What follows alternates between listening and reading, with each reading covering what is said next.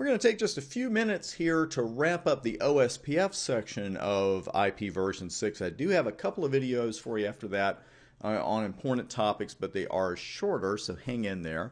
And like I said, we're going to wrap OSPF up here. We've got our adjacency between routers 1 and 3. We're just going to go ahead and put the loopback back in and show you what an inter-area route looks like.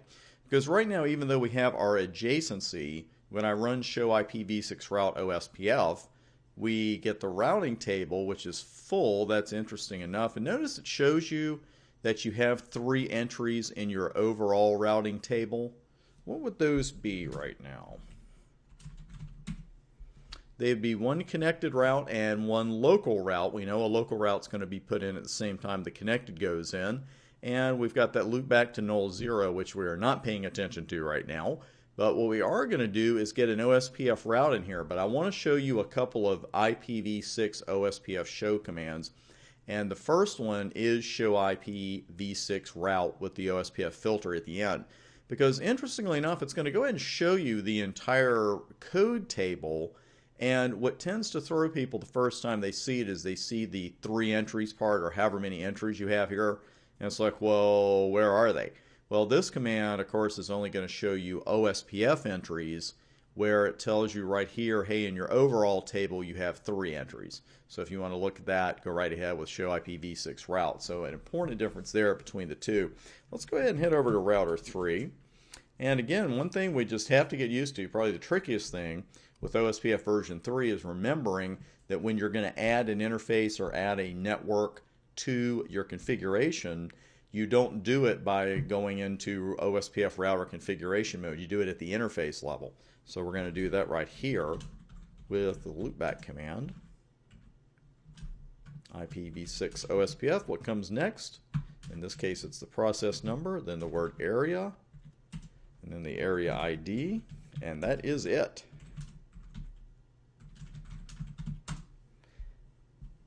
Let's see, we might have gotten a little ahead of ourselves here. Let's see. There we go. Took a few seconds to show up, but we've got show IPv6 route OSPF, and you see this is marked as an OSPF inter-area route OI right there in the middle of all of this. Also notice what the next hop address is. It's the link local address for that particular interface. That's kind of interesting. But then again, that's just how we put new networks into our OSPF config. We do it at the interface level because, of course, we've already enabled OSPF globally. And then we've just got to do it on our interfaces. Just a couple of commands here to get you used to sticking that v6 in there more than anything else. You don't have to look at the database all that often. What you have to do once in a while for advanced OSPF troubleshooting. It's not something to be concerned with right now, except I just want you to notice again that v3. You got to watch that sneaking into your OSPF show and debug commands, because anytime they show you that, you know you're dealing with OSPF for IP version 6. Neighbor we've taken a look at a couple of times. And of course this can freak you out a little bit, because you look at this and you say, well, what do you mean my process isn't running? You know, of course it's been running and I've already configured a router ID and etc., and you start throwing things at the screen.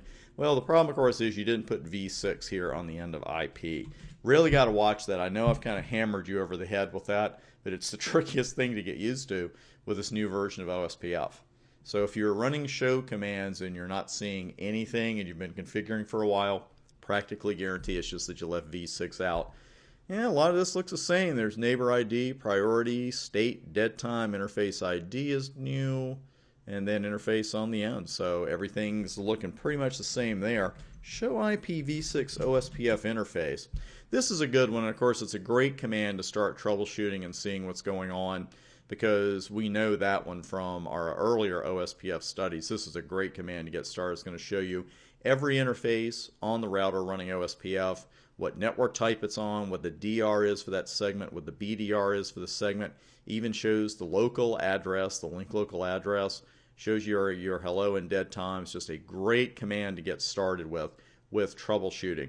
If you want a briefer edition of this, there is an option to put brief at the end, and boy is it brief. I mean, it's really brief.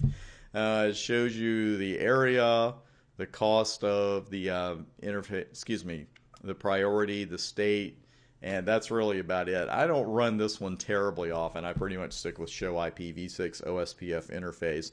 One more I wanted to show you here, show IPv6 protocols. Because show IP protocols does give you a pretty good amount of information, but show IPv6 protocols is pretty brief in and of itself. It's going to show you what you're running. It's going to show you your interfaces, what redistribution you have going on, and that's really about it. It's a good idea to be familiar with the output of all of these commands. Just watch your v3 there in any debug or output they give you. And of course, this is where I always start any kind of troubleshooting or just information gathering of any kind, is show IPv6 OSPF interface. In the very next video, we're going to take a look at a couple of different topics here. We're going to take a look at something called a unique local unicast. Is that right?